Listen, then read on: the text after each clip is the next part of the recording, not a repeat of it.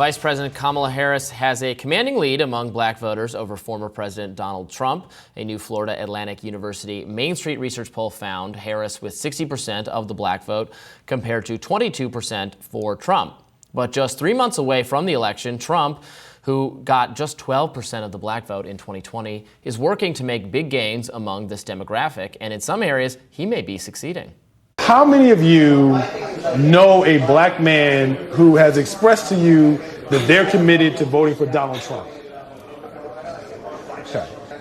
For the brothers who have told you that or said that to you, has the emergence of Kamala Harris changed that for those brothers? No. The National Association of Black Journalists will be hosting former President Trump for a Q&A session with political reporters. Those reporters include Fox News' Harris Faulkner, ABC News' Rachel Scott, and Semaphor's Katia Goba. After the announcement, several journalists criticized the group for arranging it. They said that Trump was notoriously hostile to black women and journalists during his former administration. For example, the Grio's April Ryan tweeted, quote, "The reports of attacks on black women in the White House, or black women White House correspondents rather, by the then President of the United States are not myth or conjecture, but fact. To have a presumed orchestrated session with the former president is an affront to what this organization stands for and a slap in the face to black women journalists." Ryan then shared several clips with the caption, "Here's the reminder if you forgot." Let's watch. Same thing with April Ryan. I watch her get up. I mean, you talk about somebody that's a loser. She doesn't know what the hell she's doing.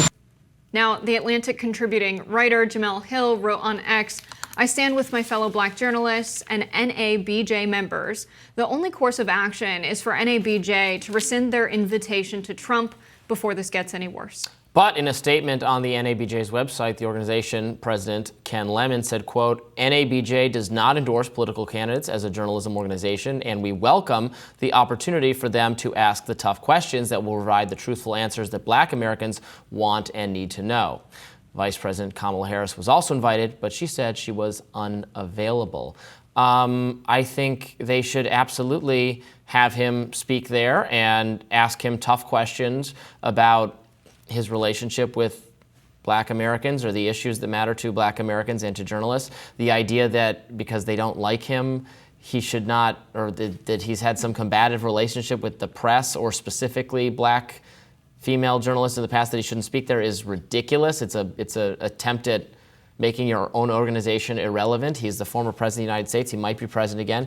It sounds like April Ryan has a personal feud with him. He criticized her specifically.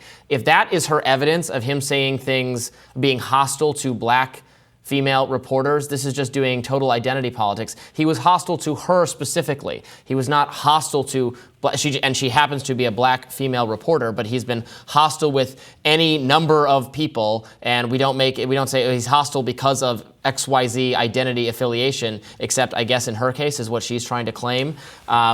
Sorry, no, that's not sufficient evidence of anything.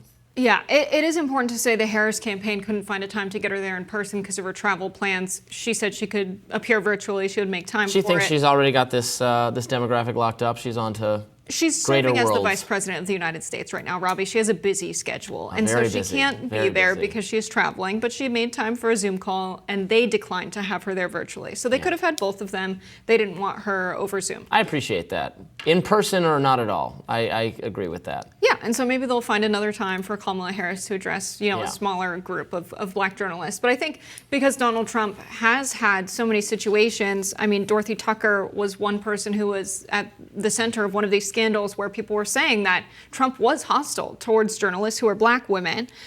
She said she found his comments towards her in the briefing room as unnecessary, demeaning, and inappropriate. And so there are multiple cases of this. Now, if you think that that means you've made your mind up about how Donald Trump feels about black journalists and you don't think it's worth talking to him, fine. There are clearly other journalists who would like to see more, who would like to ask him tough questions. And I think, that's good. We'll see what we get out of it. But was he demeaning to those people because they're black women? Again, I'm not writing that off as an impossibility. It's just like provide us with some evidence that the confrontational behavior had something to do with race or gender. I think it probably just had something to do with the fact that they're confrontational toward him. They don't like him. They're being very asking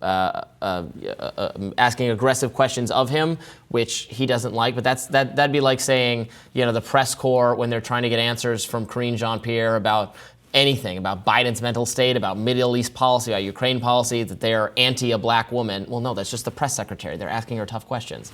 And it works in reverse, too. So I'm not writing off the possibility that Trump has said something or done something really targeted in an identity-based way to this category of people. He has obviously had a very combative relationship with journalists, and he doesn't appreciate hostile questioning from journalists. They're doing their job, he's doing his thing, whatever, it's fine.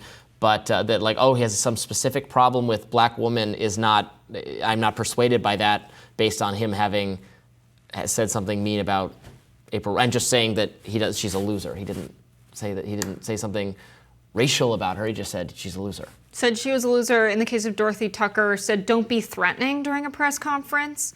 And so I think, if you're seeing journalists who are black women get different treatment from the white journalists in the briefing room, are they getting different treatment? That does seem like racism, and that is what they're saying. And so some people have made their mind up about him based on what they've seen so far. This is someone who's already served as president of the United States, and I can see where people are coming from and saying, we've seen enough, we know where we stand, why are we wasting our time with this? Similarly, Biden was criticized for saying, if you don't vote for me, then you ain't black, when he was at the NABJ panel in 2020, as was in the past Bill Clinton and George W. Bush. They invite presidents to this frequently.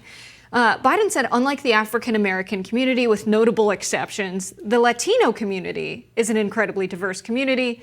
He received some backlash for saying that. Obviously, there's diversity in every community, especially ideologically. I think that clip we showed with people raising their hands saying, I know people who are voting for Donald Trump.